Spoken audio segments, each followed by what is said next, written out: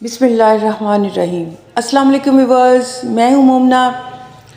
پہلو کے ایک دن سپہر کے وقت ماں بانو اور طبیب قباد کے پاس بیٹھے ہوئے تھے۔ اس کمرے میں داخل ہوا اور اس نے کہا زربخت آگے ہیں۔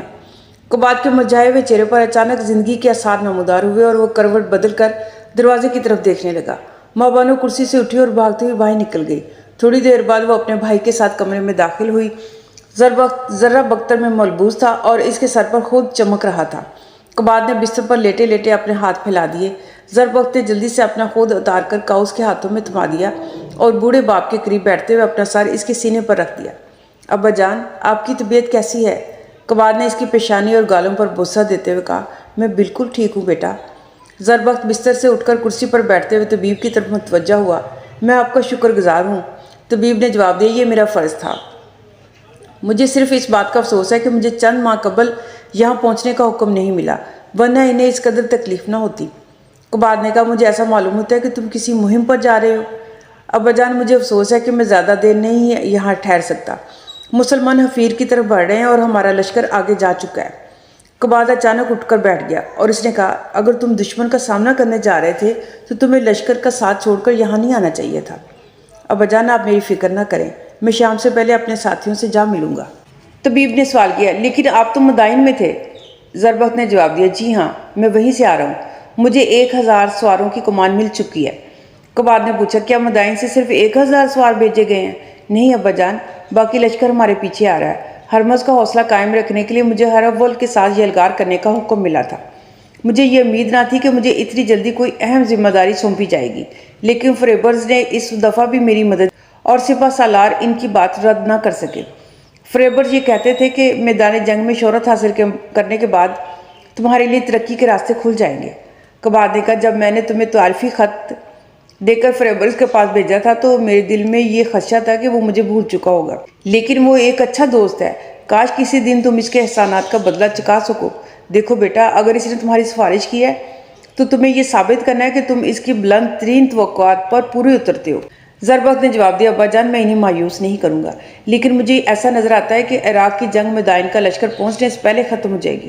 دریا عبور کرنے کے بعد ہمیں یہ اطلاع ملی ہے کہ ہرمز نے بروقت پیش قدمی کر کے حفیر کے آس پاس ان تمام مقامات پر قبضہ کر لیا ہے جہاں سے دشمن کی فوج پانی حاصل کر سکتی تھی۔ مجھے پہلے ہی اس بات کا یقین تھا کہ اگر ہرمز نے ذرا حوصلے سے کام لیا تو 18,000 مسلمان اس کی فوج کے سامنے نہیں ٹھہر سکیں گے۔ اس نے صرف اپنی اہمیت جتانے کے لیے شہنشاہ کو پریشان کیا ہے۔ ابا جان، اس مرتبہ میں اس بات کا پختہ ارادہ کر چکا ہوں کہ مدائن واپس جاتے ہوئے آپ کو اپنے ساتھ لے جاؤں گا۔ اب خدا کرے کہ آپ میری واپسی تک چلنے پھرنے کے قابل ہو جائیں۔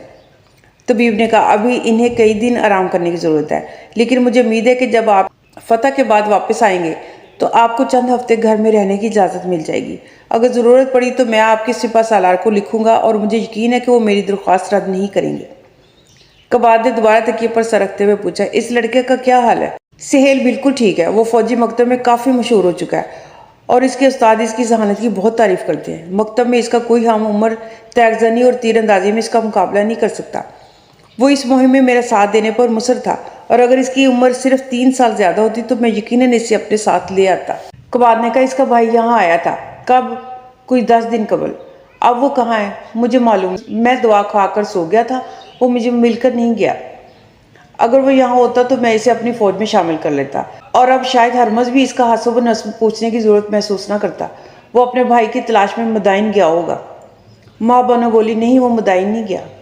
تو پھر وہ کہاں گیا ہے؟ تم اسے ملی تھی؟ ہاں، ابا جان دعا کھا کر سو گئے تھے اور وہ تھوڑی دیر یہاں ٹھہر کر واپس چلا گیا تھا۔ یہ اس کی بدقسمتی ہے، ورنہ ہرمز کو خوش کرنے کا یہ بہترین موقع تھا۔ ماں بانو حسان کے متعلق کچھ کہنا چاہتی تھی، لیکن اسے بھائی کی طرف دیکھنے کے بعد اسے زبان کھولنے کا حوصلہ نہ ہوا۔ ابھی تک اس نے اپنے باپ کو بھی یہ نہیں بتایا تھا کہ حسان مسلمان ہو چکا ہے۔ وہ ہرمز کے دربار میں مسلمانوں کا ایلچی بن کر گیا تھا۔ ایران کے ساتھ اس کے تمام رشتے ہمیشہ کے لیے ٹوٹ چکے ہیں۔ وہ اضطراب کی حالت میں کبھی اپنے باپ کی طرف، کبھی زربخت اور کبھی بوڑھے طبیب کی طرف دیکھ رہی تھی، اور اس کے سپنوں کی دنیا کے سارے افق مایوسی اور بے بسی کے اندھیروں میں گم ہو رہے تھے۔ زربخت اٹھ کر کھڑا ہو گیا اور نوکر کے ہاتھ سے خود پکڑ کر اپنے سر پر رکھتے ہوئے بولا، ابا جان، اب مجھے اجازت دیجیے۔ قباد نے اپنا لرزتا ہوا ہاتھ اس کی طرف بڑھا دیا۔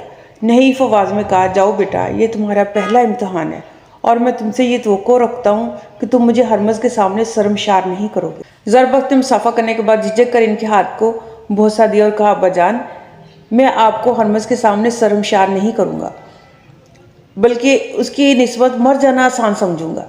قبال کی آنکھوں میں آنسو امنڈ آئے۔ زربخت نے جلدی سے طبیب سے مصافحہ کیا اور مغموم نگاہوں سے ماہبانو کی طرف دیکھنے لگا اور وہ اٹھ کر سسکیاں لیتی ہوئی اس سے لپٹ گئی۔ قبال نے قدرے تلخ ہو کر کہا بیٹی حوصلے سے کام لو اور اپنے بھائی کا وقت ضائع نہ کرو۔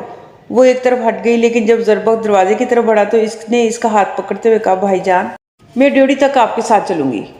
تھوڑی دیر بعد وہ ڈیوڑی کے قریب پہنچے۔ وہاں چند نوکر موجود تھے اور ان میں سے ایک نے زربخت کے گھوڑے کی باگ پکڑ رکھی تھی۔ زربخت نے نوکر سے گھوڑے کی باگ پکڑ لی اور ماں سے مخاطب ہو کر کہا اب تم جاؤ اور ابا جان کو تسلی دینے کی کوشش کرو۔ ان کی سب سے بڑی خواہش یہ تھی کہ ہرمز ہماری جانب آنکھ اٹھا کر نہ دیکھ سکے اور مجھے یقین ہے کہ اس جنگ کے بعد ہرمز کو یہ احساس دلا سکوں گا کہ اس علاقے میں ہمارے نوکر بھی عزت کے ساتھ زندگی بسر کرنے کا حق رکھتے ہیں اور اگر ہم پر کوئی زیادتی ہوئی تو ہماری آواز کس طرح کے کانوں تک پہنچ سکتی ہے۔ مجھے افسوس ہے کہ حسان یہاں آیا تھا اور تم نے اسے روکنے کی کوشش نہیں کی ورنہ میں اسے اپنے ساتھ لے جاتا۔ پھر مسلمانوں کے خلاف جنگ میں حصہ لینے کے بعد اسے ہرمز کی نگاہوں سے چھپنے کی ضرورت پیش نہ آتی۔ میں مدائن میں ان لوگوں سے مل چکا ہوں جو رومیوں کے خلاف جہادات کے دوش بدوش لڑ چکے ہیں اور میں نے ان میں سے اکثر کو یہ کہتے سنا ہے کہ ایک عرب نوجوان جو ہر وقت جہادات کے ساتھ رہتا تھا تیروں کی بارش میں کھڑا بھی مسکرا رہا ہوتا تھا۔ مجھے افسوس ہے کہ حسان نے ہرمز اور ایران کی حکومت کو خوش کرنے کا بہترین موقع کھو دیا ہے۔ کاش تم اسے روک لیتی۔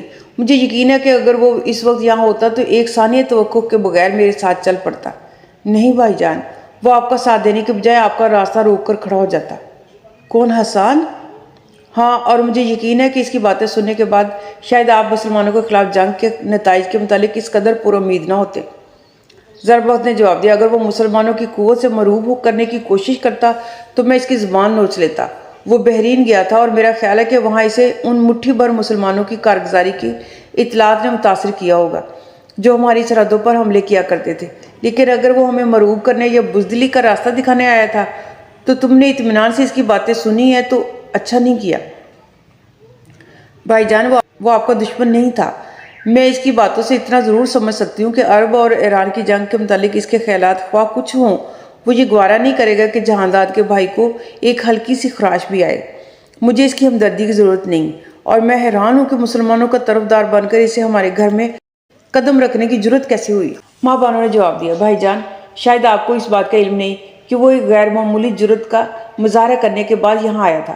آپ نے سنا ہے کہ مسلمانوں کا ایک ایلچی ہرمز کے پاس پہنچا تھا اور اس نے بھرے دربار میں اسے مرعوب کرنے کی کوشش کی تھی۔ میں اس ایلچی کے متعلق سن چکا ہوں اور میرا خیال ہے کہ وہ زندگی سے بیزار ہو کر ہرمز کے پاس پہنچا تھا اور ہرمز نے اپنی زندگی میں پہلی بار ایک بے وقوف آدمی کے خون سے اپنے ہاتھ رنگنا پسند نہیں کیا۔ لیکن حسان کا اس بات سے کیا تعلق؟ ماں بانو نے جواب دیا بھائی جان وہ بے وقوف ایلچی حسان کے سوا اور کوئی نہ تھا۔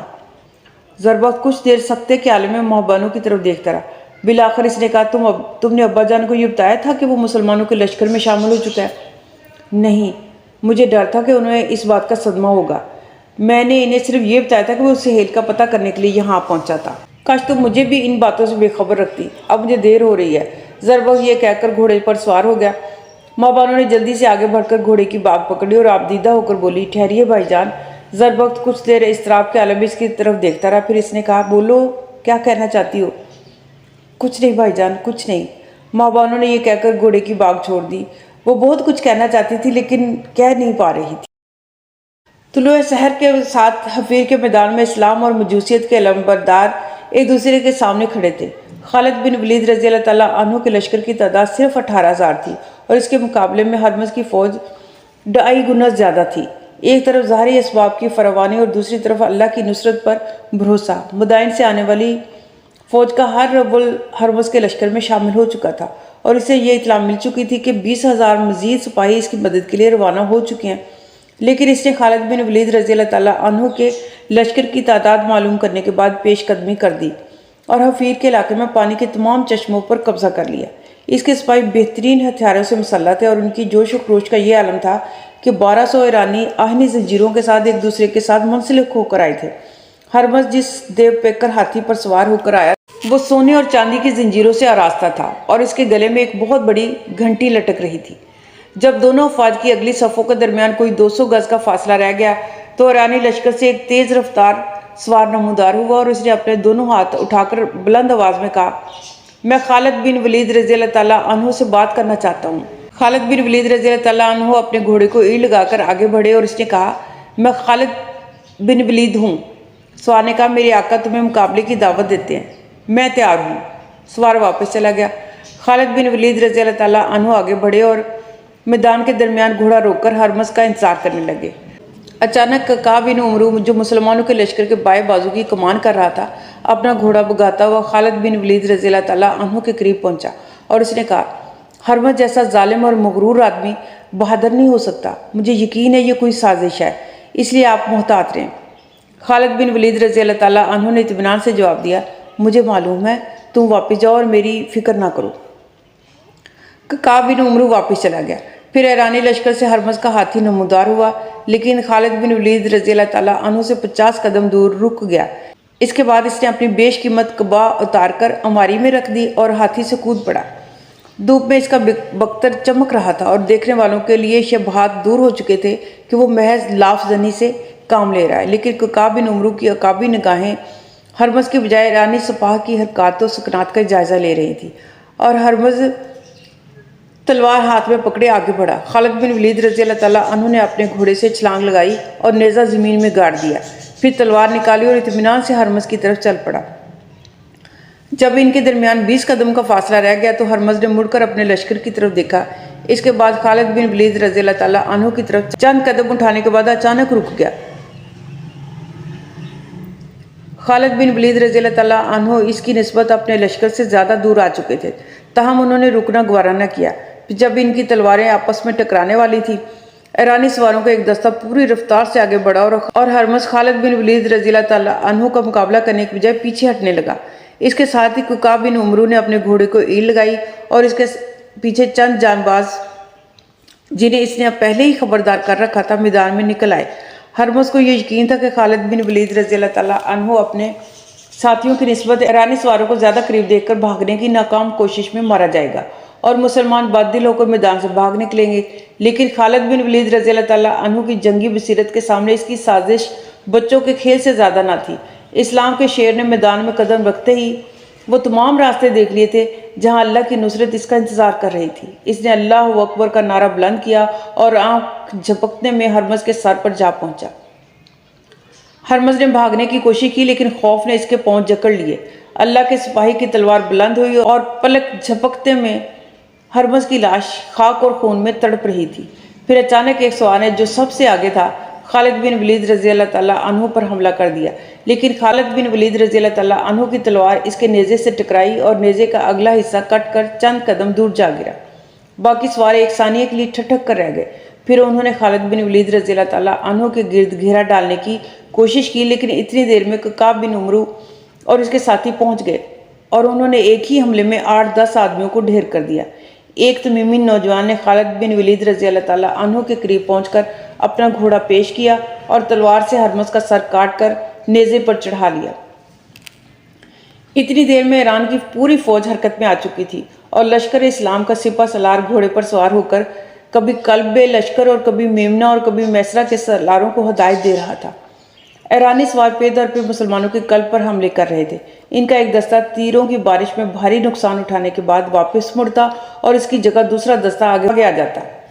پھر جب مسلمانوں کی اگلی صف پر ایرانی سواروں کا دباؤ زیادہ ہونے لگا تو دائیں اور بائیں بازو کے عرب شاہ سواروں کے تند و تیز حملے انہیں پیچھے ہٹنے پر مجبور کر دیتے۔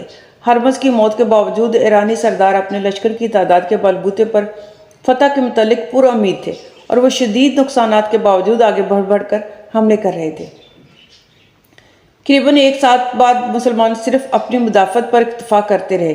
پھر جب فریقین کی پیادہ افواج ایک دوسرے سے گتھم گتھا ہو چکی تھی اور ایرانیوں کے دباؤ کے باعث مسلمانوں کے قلب کی اگلی صفیں بدتدریج پیچھے ہٹ رہی تھیں تو قعقاع کی قیادت میں بائیں بازو کے سوار دشمن پر ٹوٹ پڑے اور انہیں بھیڑ بکریوں کی طرح ہانکتے ہوئے قلب لشکر تک جا پہنچے۔ یہ مسلمانوں کا پہلا جوابی حملہ تھا اور دشمن چند لمحات کے اندر اندر ایک غیر متوقع صورتحال کا سامنا کر رہا تھا۔ ایرانی سراسیمگی کی حالت میں پیچھے ہٹنے لگے تو خالد بن ولید رضی اللہ تعالیٰ عنہ نے قلب کے دستوں کو آگے بڑھنے کا حکم دیا اور انہوں نے دشمن کی صفوں میں قیامت مچا دی۔ یہ صورتحال دیکھ کر ایرانی لشکر کے محفوظ دستے بھی मैदान में कूद पड़े। फिर थोड़ी देर बाद दाएं जानब से गर्दो गुबार के बादल उठे और मसना बिन हारसा 5000 ताज़ा दम सवारों के साथ मैदान के गिर्द निस चक्कर काटने के बाद दुश्मन के अकब में पहुंच गया। अब जंग का पांसा पलट चुका था और वो जो सिर्फ फतह की उम्मीद पर लड़ सकते थे, इनकी शिकस्त के ज़ाहरी असबाब मुकम्मल हो चुके थे और वो जो अल्लाह की राह में शहादत के तलबगार थे, उन्हें फतह से नवाजा जा रहा था। गुरूब आफ्ताब के वक्त ईरानी मैदान में लाशों के अंबार छोड़कर भाग निकले। मुसलमानों ने इनका पीछा किया और रात की तारीकी में दरिया फरात के पुल तक इन्हें कत्ल करते चले गए। खालिद बिन वलीद रज़ी अल्लाह तआला अन्हु ने फ़ौज के चंद दस्ते शहीदों की तजहीज़ व तकफीन और दुश्मन के कैंप से माल गनीमत जमा करने के लिए वापस भेज दिए और मसना बिन हारसा को दुश्मन का ताक़ुब जारी रखने का हुक्म दिया। माबानो रात के पिछले पैर गहरी नींद से बेदार हुई। खादमा चिराग उठाए इसके बिस्तर के करीब खड़ी थी। क्या हुआ? इसने जल्दी से उठकर सवाल किया। अब्बा जान की तबीयत कैसी है? वो ठीक है, लेकिन तुम्हारा भाई? मेरे भाई को क्या हुआ? वो वापस आ गया है, वो ज़ख्मी है। वो कब आया? वो कहाँ है? वो अभी पहुँचा है और तबीब आका के कमरे में इसकी मरहम पट्टी कर रहा है। खुदा का शुक्र है कि तबीब यहाँ मौजूद था। वो कहता है कि ज़ख्म ज़्यादा ख़तरनाक नहीं है। माबानो नंगे पाँव भागती हुई अपने बाप के कमरे में दाखिल हुई। ज़र वक्त कबाद के बिस्तर के करीब कालीन पर बैठा हुआ था और तबीब इसकी पेशानी के ज़ख्म पर पट्टी बांध रहा था। कबाद गाँव तकिए के सहारे बिस्तर पर बैठा इसकी तरफ देख रहा था। माबानो अपने आंसू पहुँचते हुए ज़रबख्त के करीब बैठ गई। ज़रबख्त ने अपने चेहरे पर मुस्कुराहट लाने की कोशिश करते हुए तबीब से मुखातिब होकर कहा, आप मेरी बहन को तसल्ली दें, इसे मेरी बातों पर यकीन नहीं आएगा। तबीब ने मुड़कर माबानो की तरफ देखा और कहा, बेटी तुम्हारा भाई बिल्कुल ठीक है, ये ज़ख्म बहुत जल्द ठीक हो जाएंगे। माबानो ने ज़रबख्त का हाथ पकड़कर अपने होंठों से लगा लिया। तबीब पट्टी को आखिरी गिरा देने के बाद कबाद की तरफ मुतवज्जो हुआ। आप लेट जाएं, मुझे ज़रबख्त से ज़्यादा आपकी फ़िक्र है। कबाद ने कहा, आपको यकीन है कि इसका ज़ख्म दागने की ज़रूरत नहीं है? मुझे यकीन है, आप आराम से लेट जाएं। इस वक्त मैं बैठने में ज़्यादा आराम महसूस करता हूँ, कबाद ने कहा। ज़रबख्त ने उठकर कुर्सी पर बैठते हुए कहा, अब्बा जान आप फिक्र ना करें, मुझे थकावट की वजह से चक्कर आ गया था। अब मैं आपके हर सवाल का जवाब दे सकता हूँ। कौस तुम क्या देख रहे हो? जाओ मेरे लिए खाना तैयार करो। कौस बाहर निकल गया। माबानो कबाद के पास पाँव की तरफ बैठ गई और तबीब दूसरी कुर्सी पर बैठ गया। कबाद ने कहा, मुझे मालूम था कि हरमज़ जैसे खबीस इंसान के नसीब में फ़तह नहीं हो सकती, लेकिन मैं जंग के पूरे हालात सुनना चाहता हूँ। अब्बा जान मुझे अब भी यकीन नहीं आता कि हमें शिकस्त हो चुकी है। वो 20,000 से भी कम थे और हम 40,000 से भी ज़्यादा थे। बाद सरदारों का ख्याल था कि हमें मदाइन से आने वाले लश्कर का इंतज़ार करना चाहिए, लेकिन हरमज़ को यकीन था कि वो एक साथ के अंदर अंदर दुश्मन को तहस नहस कर देगा और मैं भी इससे मुतफिक था। बाकायदा जंग शुरू करने से पहले इसने खालिद बिन वलीद रज़ी अल्लाह तआला अन्हु को अपने साथ कुव्वत आज़माई की दावत दी थी, तो मुझे हैरत हुई। ताहम मुझे इस बात की खुशी थी कि वो एक बहादुर आदमी है, लेकिन ये एक फ़रेब था और मुझे इस फ़रेब का इस वक्त पता चला जब इसके आदमी खालिद बिन वलीद रज़ी अल्लाह तआला अन्हु पर हमला कर चुके थे। अब मैं इन वाक़यात का जायज़ा लेता हूँ तो मुझे एहसास होता है कि मुसलमानों का सिपह सलार हरमज़ के इरादों से पूरी तरह बाखबर था। अगर वो खौफज़दा होकर पीछे हटने की कोशिश करता तो यकीनन मारा जाता, लेकिन इसने आगे बढ़कर हरमज़ को कत्ल कर दिया और वो सवार जो इसे कत्ल की नीयत से मैदान में आए थे, इसका बाल तक बीका ना कर सके। फिर खालिद बिन वलीद रज़ी अल्लाह तआला अन्हु की मददगार पहुँच चुके थे और इसके बाद हम चारों तरफ से क़यामत का सामना कर रहे थे। अब्बा जान मुझे ऐसा महसूस होता था कि कुदरत के किसी मोज़े ने इनकी तादाद में भी इजाफा कर दिया था। इनके हथियार हमारे मुकाबले में घटिया थे और इनकी अक्सरियत खुद और ज़िरा के बगैर लड़ रही थी, लेकिन हमारी हर चाल और हर तदबीर गलत साबित हुई और इनकी हर तदबीर दुरुस्त निकली। इनमें से अक्सर ऐसे थे जो शायद ज़िंदगी में पहली बार एक मुनज़्ज़म और तरबियत याफ्ता लश्कर का सामना कर रहे थे, लेकिन हमें ऐसा महसूस होता था कि इनकी सारी उम्र जंग के मैदानों में गुजरी है। हम गुस्से में भरे हुए थे, हम में जोश था, हम नारे लगाते थे, हम इनके बसीदा लिबास का मजाक उड़ाते थे, लेकिन इनके चेहरों पर सुकून और इत्मीनान था। ऐसा लगता था कि इनके सिपह सलार से लेकर मामूली सिपाही तक इनकी एक ही जहन से सोचते हैं। फिर जब हम शिकस्त खाकर भाग रहे थे तो हमने ये देखा कि रात के वक्त भी हमारा कोई रास्ता इनकी निगाहों से पोशीदा नहीं था। हमने फरात का पुल अबूर करने के बाद इत्मीनान का सांस भी नहीं लिया था कि पीछे से इनके घोड़ों की टाप सुनाई दे रही थी।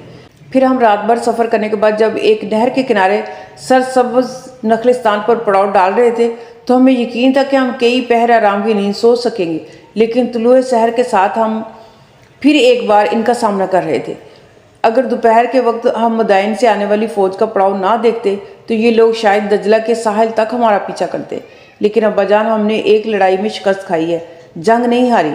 ہماری بدقسمتی یہ تھی کہ ہرمز مرد میدان نہیں تھا، لیکن اب دشمن کو ہمارے ان نامور سالاروں سے واسطہ پڑے گا جو جنگ کا تجربہ رکھتے ہیں۔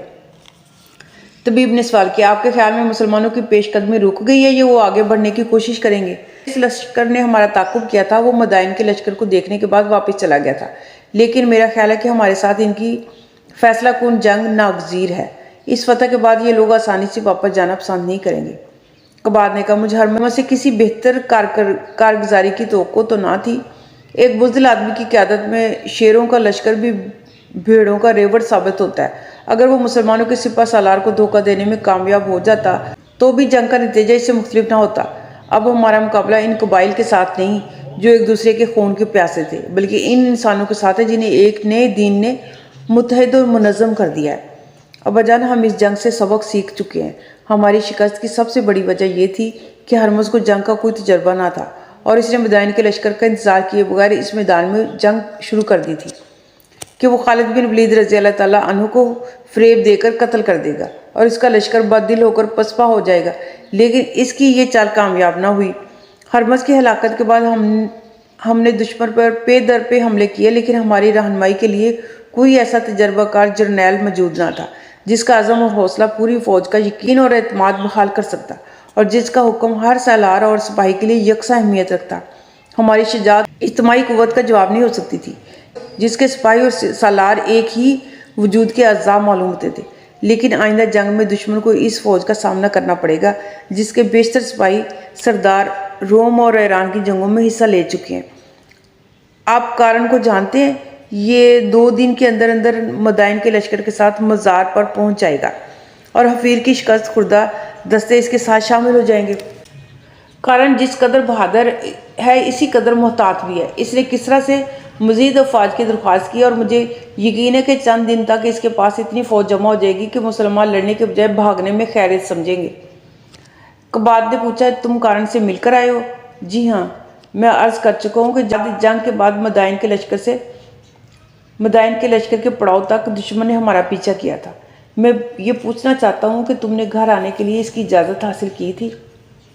جی، انہوں نے مجھے دیکھتے ہی گھر پہنچنے کا حکم دیا تھا۔ میں نے بہت کہا کہ میرا زخم معمولی ہے، لیکن وہ مجھے گھر بھیجنے پر مصر تھے۔ وہ یہ کہتے تھے کہ ہم آج ہی مزار کی طرف روانہ ہو جائیں گے اور وہاں پڑاؤ ڈال کر مدائن سے مزید لشکر کا انتظار کریں گے۔ اس عرصے میں تم تندرست ہو کر واپس آ سکو گے۔ انہوں نے یہ بھی کہا تھا کہ ہم فیصلہ کن جنگ کی تیاری کے بغیر دشمن کے ساتھ الجھنا پسند نہیں کریں گے۔ تم کم از کم 1 ہفتہ گھر میں آرام کر سکتے ہو۔ سر دست مجھے صرف تندرست آدمی کی ضرورت ہے۔ ابا جان، آپ کے دل میں یہ خیال نہیں آنا چاہیے کہ حفیر کی شکست نے مجھے بزدل بنا دیا۔ کارن نے دوسرے زخمیوں کو بھی اپنے پڑاؤ میں ٹھہرنے کی بجائے گھر بھیج دیا ہے۔ جن زخمیوں کے گھر دور تھے وہ آس پاس کے شہروں میں چلے گئے ہیں۔ قباد نے طبیب کی طرف متوجہ ہو کر کہا، اب مجھ سے زیادہ ایران کی فوج کو آپ کی ضرورت ہے۔ آپ ایک بیکار بوڑھے کی بجائے سینکڑوں کارآمد نوجوانوں کی جان بچا سکتے ہیں، اس لیے میری یہ خواہش ہے کہ آپ مزار پہنچ جائیں، میں باقاعدگی کے ساتھ آپ کی دعا استعمال کرتا رہوں گا۔ طبیب نے جواب دیا، میرے فرائض کا تقاضا بھی یہی ہے کہ میں کسی تاخیر کے بغیر یہاں سے روانہ ہو جاؤں۔ اگر مسلمانوں نے مزار کی طرف پیش قدمی کی تو ہیرا کی افواج کو بھی میدان میں آنا پڑے گا۔ ان حالات میں میری غیر حاضری کو ایک جرم سمجھا جائے گا۔ میں پہلے ہیرا کے والی کے پاس جاؤں گا اور اس کے بعد یہ دیکھوں گا کہ میری خدمات کی کس جگہ پر زیادہ ضرورت ہے، اور اب میں علل صبح یہاں سے روانہ ہو جاؤں گا۔ پہلوں کو آج کے لیے اتنا کافی ہے۔ مزید جاننے کے لیے نیکسٹ ایپیسوڈ دیکھنا بہت ضروری ہے۔ اپنا بہت سارا خیال رکھیے گا اور مجھے دعا میں ضرور یاد رکھیے گا۔ اللہ حافظ۔